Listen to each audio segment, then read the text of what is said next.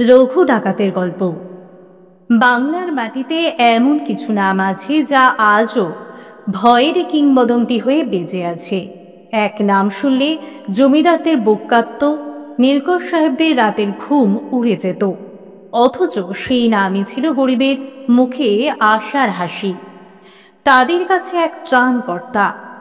এ কোনো সাধারণ ডাকাতের গল্প নয়, এ এমন এক মানুষের গল্প যে ছিল অত্যাচারী ত্রাস আর অসহায়দের বন্ধু, যার নাম শুনলে ক্ষমতাধরদের বুক কাঁপত। হ্যাঁ, বলছি সেই কিংবদন্তি রঘু ডাকাতের কথা। কিন্তু কেন একজন সাধারণ কৃষক হয়ে উঠল এমন ভয়ঙ্কর ডাকাত? কি ছিল তার অদ্ভুত নীতি? আর কেনই বা স্বয়ং মা কালী এসে দেখা দিয়েছিলেন তাকে? চলুন ইতিহাসের ধূসর পাতা থেকে উঠে আসা বাংলার সেই রবিনহুডের অজানা অধ্যায় জেনে নিই। অষ্টাদশ শতাব্দীর কথা। অবিভক্ত বাংলার শান্ত এক জনপদে জন্ম নেয় রঘু ঘোষ। এক সাধারণ কৃষক পরিবারে তার বেড়ে ওঠা। দিনমজুরের জীবন তবুও ছিল শান্তি, কিন্তু সেই শান্তি বেশি দিন টেকেনি। ইংরেজি নীলকর সাহেবদের অত্যাচারে বাংলার মাটি তখন জর্জরিত। রঘুর বাবা ছিলেন নীল চাষের ঘোর বিরোধী। তার এই প্রতিবাদী কাল হলো। একদিন নির্দয় নীলকররা রঘুর বাবাকে তুলে নিয়ে যায় তাদের নীলকুঠিতে। সেখানে অকথ্য অত্যাচারে তিনি প্রাণ হারান। চোখের সামনে বাবাকে হারানোর সেই দৃশ্য রঘুর মনে গভীর ক্ষত সৃষ্টি করে। সে বুঝতে পারে প্রচলিত আইন বা বিচার দিয়ে এই অত্যাচারে বদলা নেওয়া যাবে না। অসহায় মানুষের পাশে দাঁড়াতে হলে তাকে বেছে নিতে হবে এক ভিন্ন পথ। আর এভাবে প্রতিশোধের আগুনে পুড়ে রঘু ঘোষ পরিণত হয় দুর্ধর্ষ রঘু ডাকাতে। ভাই বুধুকে সঙ্গে নিয়ে রঘু দেবীপুরে গভীর জঙ্গলে নিজের আস্তানা গাড়ল। কিন্তু রঘু ডাকাত অন্য 10 জন ডাকাতের মতো ছিল না।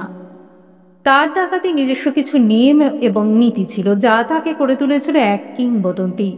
রঘুর দল কেবল অত্যাচারী জমিদার, শোষণকারী মহাজন আর নির্দয় নীলকর সাহেবদের বাড়িতেই ডাকাতি করত। সাধারণ কৃষক বা গরিব মানুষের বাড়িতে তারা কখনোই হানা দিত না, বরং লুটের একটা বড় অংশ তারা গরিব এবং ক্ষতিগ্রস্ত মানুষের মধ্যে বিলিয়ে দিত। তাই রঘু ছিল একই সাথে ত্রাস এবং ত্রাণকর্তা। রঘুর দল ডাকাতির আগে প্রায়শই জমিদার বাড়িতে রক্ত দিয়ে চিঠি পাঠিয়ে নিজের আগমনে বার্তা দিত। তাদের আরেকটি কঠোর নীতি ছিল, নারী এবং শিশুদের উপর কোনো প্রকার অত্যাচার করা যাবে না, তাদের সম্মান এবং নিরাপত্তা নিশ্চিত করতে হবে। রঘু ছিল অবিশ্বাস্য রকম চতুর।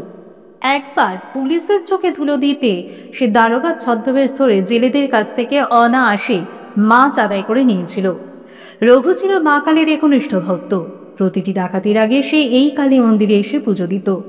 তার বিশ্বাস ছিল এতে সে ধরা পড়বে না। আর সত্যি, বহু বছর ধরে পুলিশ বা কোনো শক্তি তাকে ছুঁতে পারেনি, যেন এক অলৌকিক শক্তি তাকে রক্ষা করত।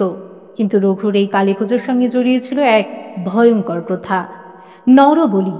কথিত আছে কার্তিক অমাবস্যার রাতে সে পথচারীদের ধরে আনত দেবীর সামনে বলি দেওয়ার জন্য।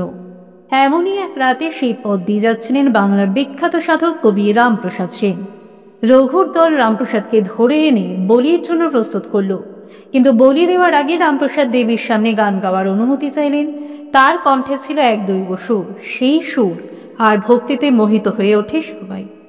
কথিত আছে যে বলি কাষ্ঠে রামপ্রসাদের পরিবর্তে স্বয়ং মা কালীর রূপ দেখা যায়। এই অলৌকিক ঘটনা দেখে রঘু চমকে ওঠে। সে তৎক্ষণাৎ নরবলির প্রথা বন্ধ করে দেয় এবং সেই দিন থেকে পাঠা বলি শুরু করে। রঘু ডাকাত কি নিছকে এক কিংবদন্তি, নাকি রক্ত মাংসের এক বাস্তব চরিত্র? ইতিহাস এবং লোককথা মিলেমিশে একাকার হয়ে গেল একটি বিষয় স্পষ্ট: রঘু ডাকাত ছিল সেই সময়ের বাংলার এক রবিনহুড। সে ছিল অত্যাচারীদের বিরুদ্ধে প্রতিবাদের এক শক্তিশালী প্রতীক।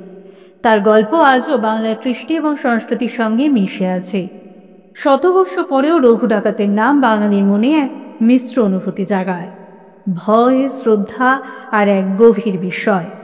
রঘু ডাকাতের কিংবদন্তি প্রমাণ করে অন্যায়ের বিরুদ্ধে রুখে দাঁড়ানোর সাহস আজও বাঙালির হৃদয়ে প্রবহমান। গল্পটা যদি আপনাদের ভালো লাগে অবশ্যই শেয়ার করবেন এবং কমেন্ট করবেন।